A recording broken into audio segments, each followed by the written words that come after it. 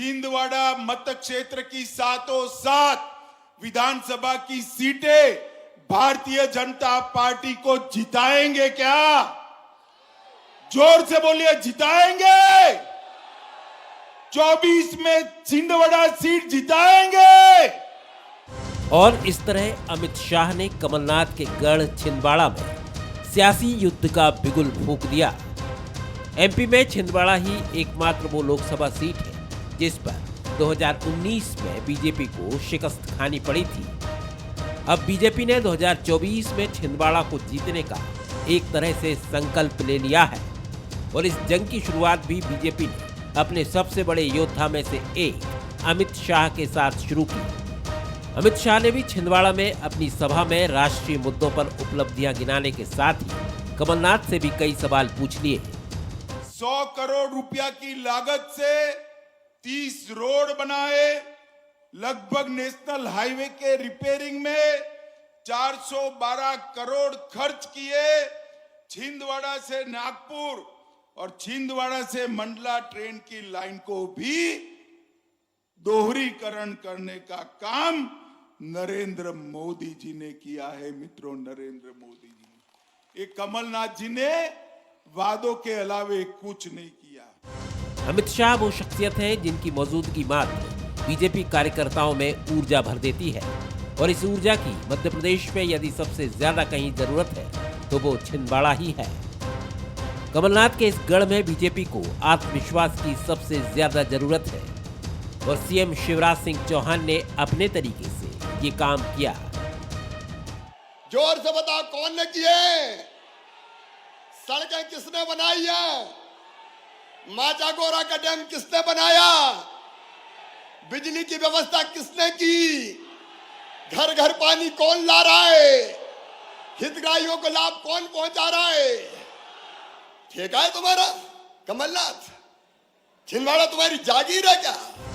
छिंदवाड़ा में जंग का ऐलान कहीं न कहीं कमलनाथ को उनके ही गढ़ में घेरने की कोशिश भी है जिसका असर पूरे प्रदेश पर पड़ेगा। हालांकि कमलनाथ खुद को मुतमईन दिखाने की कोशिश कर रहे हैं।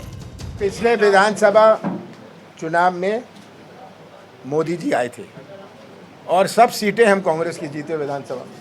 छिंदवाड़ा में चुनाव जनता और बीजेपी के बीच में होता है और जो छिंदवाड़ा ने 44 साल मुझे प्यार और विश्वास दिया है, मुझे इस बात का विश्वास है कोई आए कोई जाए, ये विश्वास कायम रहेगा। जाहिर है छिंदवाड़ा में इस बार जोरदार सियासी लड़ाई देखने को मिल सकती है।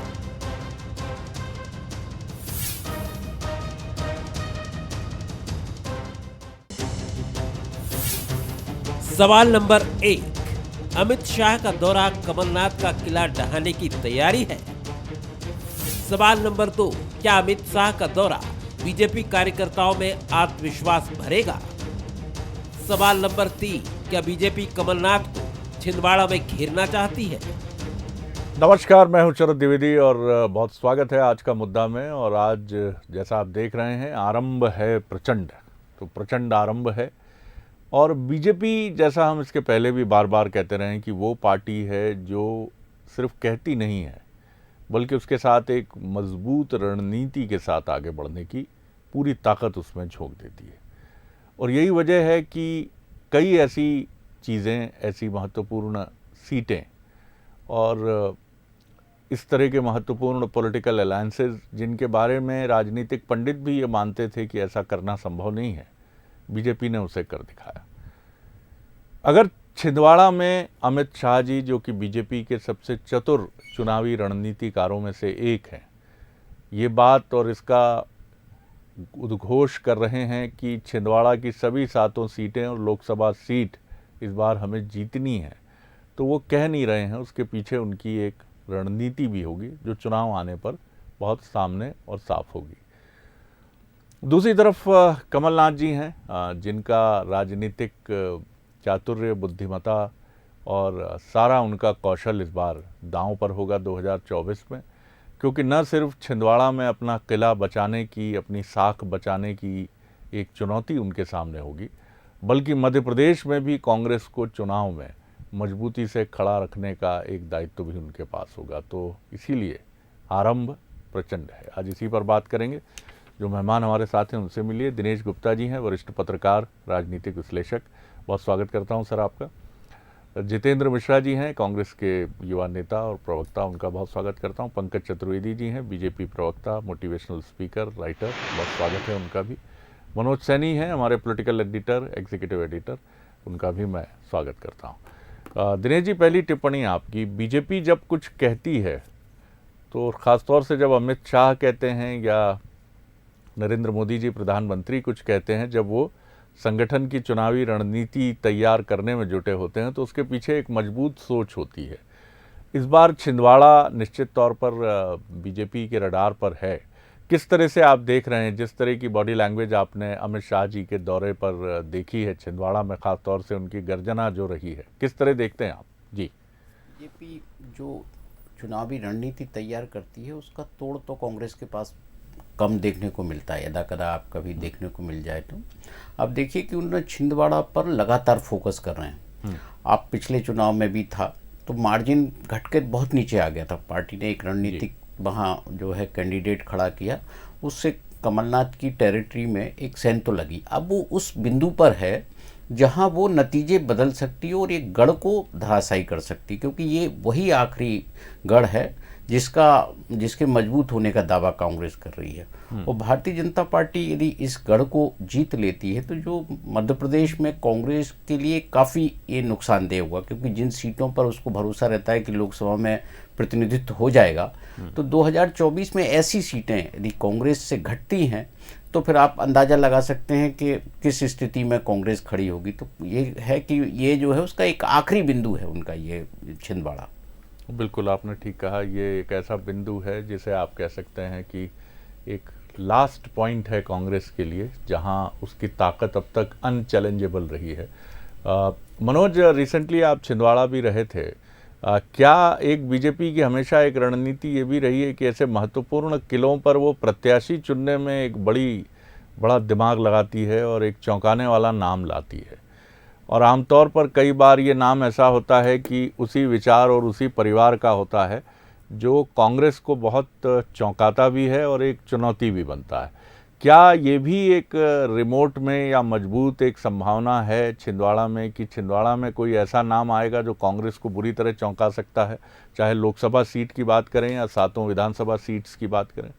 देखिए, निश्चित रूप से, और आप अंदाजा भी इसी बात से लगा सकते हैं, गिरिराज सिंह जो केंद्रीय मंत्री है, और अमित शाह हो या प्रधानमंत्री मोदी हो या जेपी नड्डा, जब भी जाते हैं तो उससे पहले कई बार तो हमें चीज़ें दिख जाती है, कुछ चीज़ें ऐसी होती है जो दिखती नहीं है, लेकिन जो जानकारी है बंसल न्यूज़ के पास उसके मुताबिक तो यही है कि एक एक सीट पर बड़ा काम चल रहा है। शरद जी, एक चीज़ और रही है कि वो ऐसा क्षेत्र रहा, खासकर जैसे अमरबड़ा की बात करें तो वहाँ गोंडवाना का एक अपना वर्चस्व रहा है, दबदबा रहा है। गोंडवाना के वहाँ से प्रत्याशी एक बार विधायक भी बने भाटी, लेकिन अब चीज़ें हट गई। अब वहाँ ना तो गोंडवाना वैसा दिखाई देता है, तो अब सीधा मुकाबला भारतीय जनता पार्टी वर्सेस कांग्रेस का। और पिछली बार जो 7 सीटों को भी हम देखेंगे तो वोट ऑफ मार्जिन कई बार कुछ सीटों पर कम हुआ है, तो उसकी नज़र है भारतीय जनता पार्टी की। तो निश्चित रूप से एक नए प्रत्याशी देने की तैयारी भी है, और ऐसे प्रत्याशी जो मेरी जानकारी में है 3 से 4 बार वहाँ की सर्वे हो चुके हैं, और उसमें बार बार ये तलाशा जा रहा, देखा जा रहा है कि क्या वो प्रत्याशी उन 7 सीटों पर काम कर पाएंगे।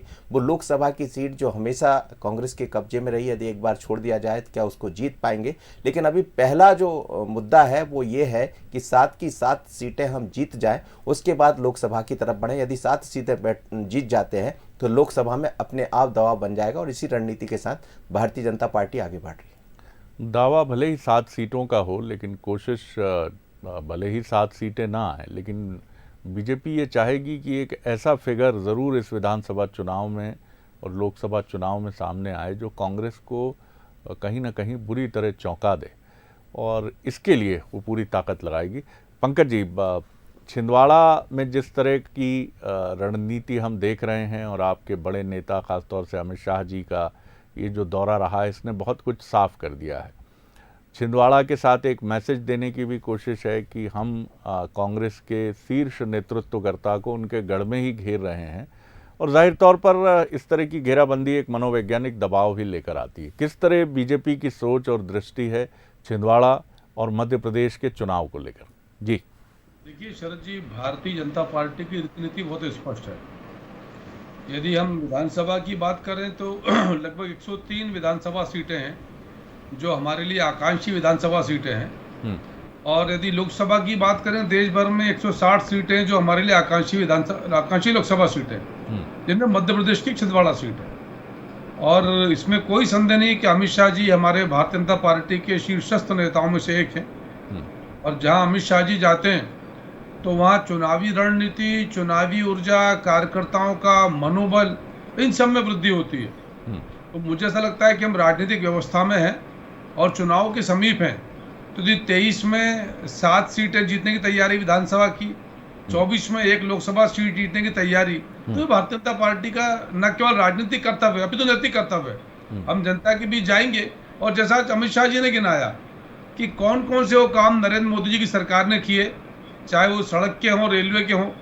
मुख्यमंत्री शिवराज जी ने गिनाया कि ढेर सारी योजनाएं, चाहे वो पानी की योजना, घर घर नल योजना, बांध की योजना, लाडली लक्ष्मी योजना, लाडली बहना योजना, हितग्राहियों की योजना, सब भारतीय जनता पार्टी सरकार के श्रम है। तो हम तो अपनी नीति स्पष्ट है, और वो नीति विकास की, विकास विकास और विकास, और इसी के आधार पर जनता से आग्रह करेंगे कि 7 विधानसभा सीटों पर और 1 लोकसभा सीट पर भारतीय जनता पार्टी के पक्ष के प्रत्याशी को आशीर्वाद दें। ये हमारी योजना है। बड़े नेताओं की घेराबंदी, ये भी आपकी योजना का एक बड़ा अहम हिस्सा है, और चाहे राष्ट्रीय स्तर पर हो या प्रदेशों पर हो, आपकी ये एक रणनीति मजबूत रही है कि टॉप लीडर्स को मैन टू मैन मार्किंग की तरह घेराबंदी करें। थोड़ा सा ऑडियो नॉइस है, ज़रा देखें हमारी टेक्निकल टीम, पंकज जी का ऑडियो बेहतर किया जाए। जितेंद्र जी, निश्चित तौर पर आरंभ प्रचंड है, और ये युद्ध जो है, ये युद्ध बहुत ज़बरदस्त तरीके से आगे बढ़ेगा, क्योंकि एक तरफ भारतीय जनता पार्टी है जिसकी संगठनात्मक शक्ति, चुनावी रणनीति, और दूसरी तरफ वो कांग्रेस है जो अपने 3 महत्वपूर्ण राज्यों को बचाने के लिए 2023 में चुनाव मैदान में उतरेगी, मध्य प्रदेश, छत्तीसगढ़ और राजस्थान। किस तरह से देखते हैं? बात मध्य प्रदेश की हम कर रहे हैं। जिस तरह से लड़ाई जारी है, कमलनाथ जी की घेराबंदी की कोशिश है। जी जितेंद्र जी। शरद जी, सबसे पहली चीज तो अमित शाह जी का जो दौरा छिंदवाड़ा हुआ है, इसके पहले प्रधानमंत्री श्री मोदी भी आकर के छिंदवाड़ा गए हैं। क्या फर्क पड़ा ये तो आप जानते होंगे। मेरा ये कहना है कि छिंदवाड़ा सीट जो है भारतीय जनता पार्टी को कहीं ना कहीं शर्मिंदा करती है उनके संगठन के अंदर। वो ये सवाल के जवाब नहीं दे पाते हैं कि आखिर छिंदवाड़ा में हम क्यों सारे प्रयास करने के बाद सफल नहीं होते हैं। उसके पीछे देखा जाए तो अभी आपने देखा कि सड़कें किसने बनाई, मुख्यमंत्री जी कह रहे थे। सड़कों का इतिहास देखेंगे तो आपको समझ में आएगा कि प्रधानमंत्री ग्राम सड़क योजना छिंदवाड़ा में कमलनाथ जी के केंद्रीय मंत्री रहते हुए इतना जाल बिछ गया था, जिसकी वजह से छिंदवाड़ा जिले को सम्मानित हुआ था। केवल प्रधानमंत्री सड़क की बात की जाए, ऐसे विकास नहीं होता है कि साहब पानी पहुंचा दिया और ये पहुंचा दिया। वहां पर तो जिस तरीके से स्कूल बने हैं, जिस तरीके से अस्पताल बने हैं, वो देखने लायक है और सीखने लायक है। भारतीय जनता पार्टी की सरकार को 1-1, 2-2 स्कूलों की घोषणा नहीं होती। शरद जी, 150-150 स्कूलों के उन्नयन, नए स्कूलों की स्थापना, अस्पतालों की बात होती है, वो छिंदवाड़ा है। अभी मैं सुन रहा था गृह मंत्री जी कह रहे थे कि भोपाल, बैतूल से छिंदवाड़ा, जबलपुर राष्ट्रीय राजमार्ग, रेल का, अरे ये सारी की सारी योजनाएं, इन्हें कम से कम इतना तो मालूम होना चाहिए कि गृह मंत्री जी जिस योजना का जिक्र कर रहे हैं उसका भूमि पूजन लालू यादव जी ने किया रेल मंत्री रहते हुए, मुकुल राय जी ने किया उसका मंत्री रहते हुए, जिसको वो अपनी घोषणाएं बता रहे। मेरा ये कहना है कि राष्ट्रीय राजमार्ग के नाम पर अगर देखा जाए तो एक बात नहीं है, नरसिंहपुर से छिंदवाड़ा होते हुए नागपुर तक राष्ट्रीय राजमार्ग का निर्माण अगर हुआ है तो कमलनाथ जी के इस टाइम पे हुआ है। बैतूल से लेकर के छिंदवाड़ा होते हुए जबलपुर राष्ट्रीय राजमार्ग कमलनाथ जी की देन है। ऐसा पांडुर्ना से अमरावती तक राष्ट्रीय राजमार्ग, नागपुर तक जो रेल चली है उसका लालू यादव जी उस समय मंत्री हुआ करते थे। तो देखिए, विकास की बात तो छिंदवाड़ा में ये कर नहीं सकते, क्योंकि जितना विकास इनका प्रदेश में दिखता है उससे ज़्यादा छिंदवाड़ा कॉन्स्टिट्यूंसी में दिखता है। आज छिंदवाड़ा देश में एक मॉडल के रूप में अगर स्थापित हुआ है, देखिए उसमें कमलनाथ जी का, शरद जी, बहुत बड़ा प्रयास है। जिस तरीके से 163 उद्योग इकाइयाँ वहाँ पर शुरू की गई, कल्पना में भी नहीं किया जा सकता कि रेमंड, बजाज जैसी बड़े बड़े यूनिट छिंदवाड़ा में रहेंगे। आदिवासी ये विकास ये को सारी चीजें बिल्कुल ठीक है जितेंद्र जी, जी। लेकिन आपकी रणनीति ठीक, आप ये दावा जरूर कर रहे हैं विकास का, और इससे इनकार भी नहीं है कि छिंदवाड़ा में कमलनाथ जी ने बतौर केंद्रीय मंत्री और एक वो बार बार ये भी कहते हैं कि मेरे लिए एक परिवार है छिंदवाड़ा। जी निश्चित। लेकिन रणनीति महत्वपूर्ण है चुनाव की, क्योंकि घेराबंदी भी बड़ी मजबूत है। किस तरह से, एक संक्षेप में आपकी छोटी टिप्पणी, फिर नहीं, मैं शरद जी मैं आपको बताऊं, सबसे बड़ी चीज होती है रणनीति की कि आपने विकास को कहां तक पहुंचाया है। और छिंदवाड़ा में कांग्रेस की जीत का बड़ा कारण है विकास, क्योंकि आदिवासी बहुल्य सीट है वो। सारी की सारी विधानसभाओं में अगर आदिवासी वोटों को देखेंगे तो काफी ज्यादा मात्रा में पाए जाते हैं, और आदिवासी को सिर्फ रोजगार की चिंता होती है, सिर्फ अपने पेट भरने की चिंता होती है, जो उसे वहां पर आसानी से उपलब्ध है। और यही हमारी रणनीति है कि किसी चलिए। तरीके से आदिवासी मजबूत रहे, हम वहां पर तगड़ा मुकाबला करेंगे, और भारतीय जनता पार्टी कई बार कर चुकी है। आप ये देखिए, मेरा मैं ये लौटूंगा एक क्विक राउंड के लिए। दिनेश जी, एक मनोविज्ञान की तरफ मैं आना चाहूंगा। जब से, हाँ पंकज जी आप बोल लीजिए, कुछ 30 सेकंड में बोल लीजिए, आप बोल लीजिए, फिर सर मैं ये आग्रह कर रहा था कि गृह मंत्री जी ने रेलवे लाइनों के दोहरीकरण की बात करी। हमारे मित्र ने कहा कि गृह मंत्री जी को जानकारी थी। गृह मंत्री जी देश के गृह मंत्री जी हैं, जानकारी के साथ आते हैं। यदि कांग्रेस को कोई भ्रम है का जिक्र किया है कि सड़क, पंकज जी उसको चेक कर, मेरा उत्तर सुने जितेंद्र जी, जो आपको कोई भ्रम है ना तो उसको दूर कर लें। और मेरा इतना सा आग्रह है कि आरोप लगाना आपका अधिकार है, मुझे आपत्ति नहीं है, पर आरोप लगाएं तो सत्य और तथ्य के साथ लगाएं। पूरा भाषण तो सुनो। मुख्यमंत्री जी कह रहे हैं सड़कें किसने बनाई, किसने की, मुख्यमंत्री जी कह रहे हैं सड़कें किसने बनाई, किसने डबल रेलवे लाइन की बात करी, मुख्यमंत्री जी कह रहे हैं चलिए सड़कें किसने चलिए, बनाई? मैं अटक ये जाएंगे, क्या सवाल हुआ? अटक जाएंगे, सड़कें तो पहले बन चुकी है, अटक सड़कों जाएंगे, के नाम पर अटक जिला जाएंगे, समारोह अटक जाएंगे, हो चुका अटक है। जाएंगे सर, अटक जाएंगे इस जौनपुर पर। मंडला रेलवे की डबल लाइन किसने करी? भारतीय दिनेश जनता जी, पार्टी सरकार दिनेश जी, करी, मैं मोदी जिस जी बहुत ने करी। इंपॉर्टेंट आपसे सवाल कह पर आ रहा उसका था, भूमि पूजन दिनेश पहले जी, हुआ है। दोनों राजनीतिक मेहमानों से आग्रह है, इस पर बहस करेंगे तो हम अटक जाएंगे ही।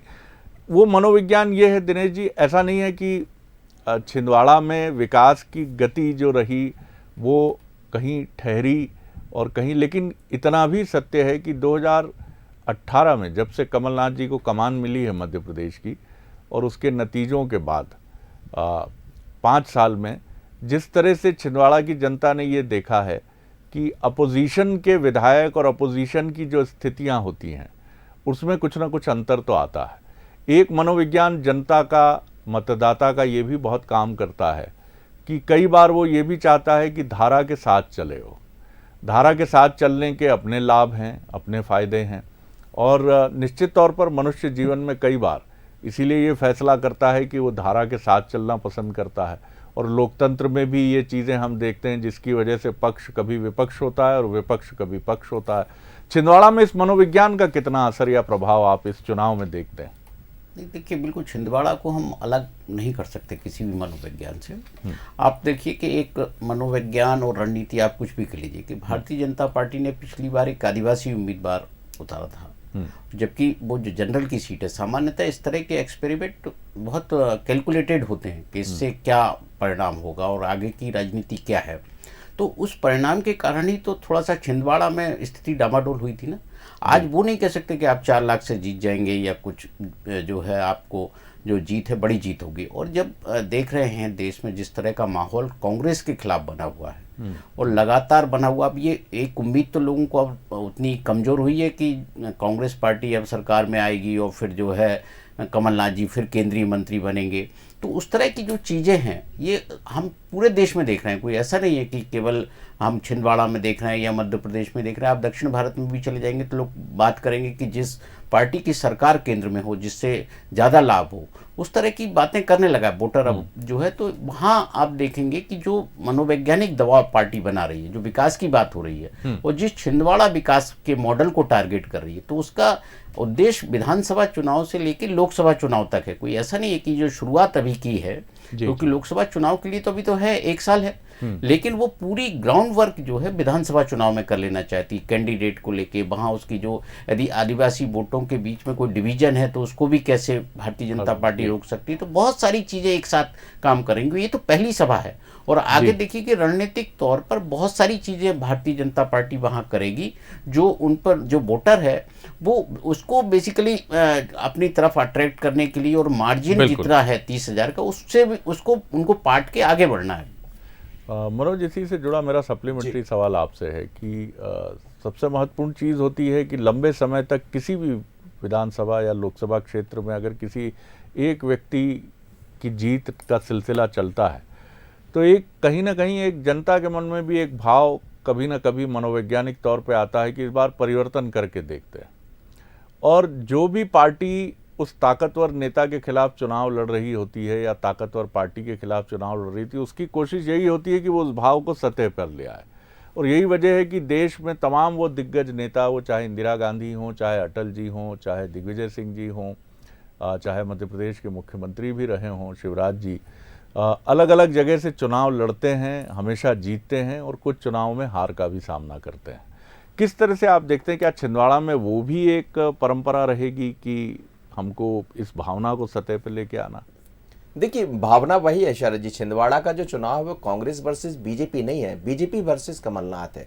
और जब हम जनता के बीच में भी जाते हैं, लोगों से बात करते हैं, तो वो सीधे तौर पर कहते हैं कि यहाँ का चुनाव, यहाँ का जो मतदाता, हम जब केंद्र की बात करेंगे तो मोदी की बात करेंगे और राज्य की बात करेंगे तो कमलनाथ की बात करेंगे। और ये जब हुआ, जब 18 महीने की सरकार बनी, तो निश्चित रूप से ये तमाम तरह की चीज़ें वहाँ दिखाई दे रही है। और इसीलिए देखिए आप, वोट का जो अंतर है, जैसा दिनेश जी ने भी कहा, वो काफ़ी कम हो गया था। और बंटी जब चुनाव लड़े, जो अभी जिलाध्यक्ष है भारतीय जनता पार्टी के, कमलनाथ जी के, उसमें तो हमने देखा कि करीब 35,000 के आसपास, उसमें भी बहुत कम, 2.5 लाख वहाँ पर मतदाता है। और जीत का जो अंतर कमलनाथ जी का रहा था वो भी बहुत ज़्यादा नहीं रहा था, इतना नहीं कह सकते कि जैसा कमलनाथ जी। तो ये तमाम तरह की चीज़ों पर काम किया है भारतीय जनता पार्टी ने और उसी पर आगे बढ़ना चाहेगी। बाकी ये जरूर है कि सीटें बदलती रही है, लोगों को उसका लाभ भी मिला, सुंदरलाल पटवा को उसका लाभ भी मिला था, पर अब चीज़ें थोड़ी सी बदली हुई है। जितेंद्र जी, बहुत कम वक्त है मेरे पास, एक क्विक रिएक्शन आपका पंकज जी का। आपके लिए चुनौती ये है कि आप उस ताजगी को बरकरार रखें, कुछ नया कहने के लिए लेकर आएँ, खासतौर से छिंदवाड़ा में,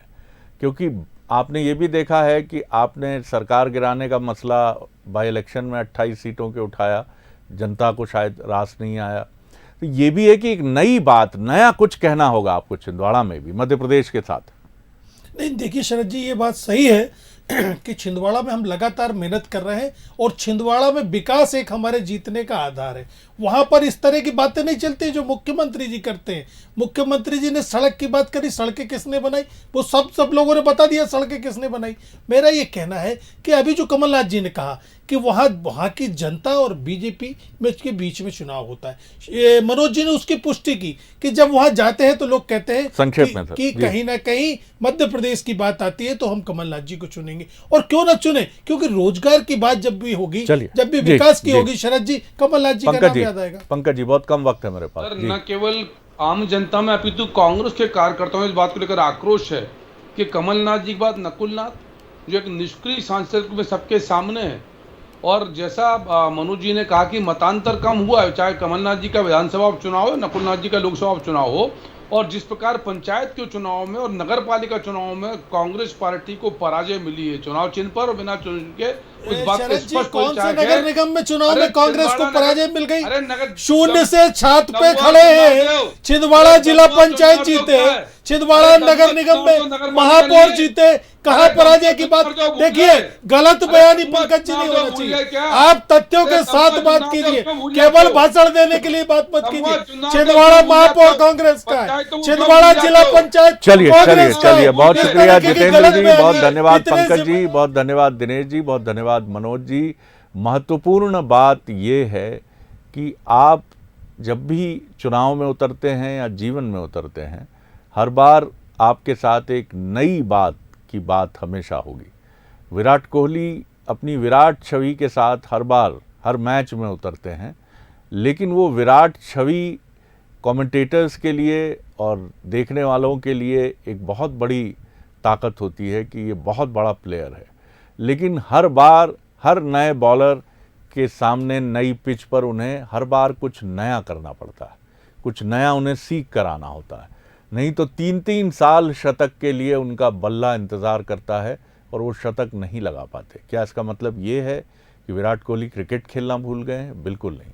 ऐसा लगता है कि जिस अपडेशन की बात होती है, अपने को नया करने की बात होती है, और ये सिर्फ विराट कोहली या कांग्रेस बीजेपी या किसी और के लिए, हम सब के लिए भी ये उतना ही बड़ा सवाल है कि हम अपनी पुरानी छवि के साथ ही आगे बढ़ना पसंद कर रहे हैं या हम वक्त के साथ उसमें कुछ बदलाव कर रहे हैं। कांग्रेस के लिए ये बहुत बड़ा सवाल है, छिंदवाड़ा में भी, मध्य प्रदेश में भी, और बीजेपी के लिए भी ये उतना ही बड़ा प्रश्न है, क्योंकि लोग इस समय की जो पीढ़ी है युवाओं की, वो आपसे कुछ नया सुनना चाहती है। क्या आपके पास है, ये चुनाव में आपको प्रूव करना पड़ेगा। और आगे देखिए अफसरनामा 2010 बैच के, छत्तीसगढ़ बैच के IPS ऑफिसर राजनांदगांव के SSP अभिषेक मीना के साथ। नमस्कार।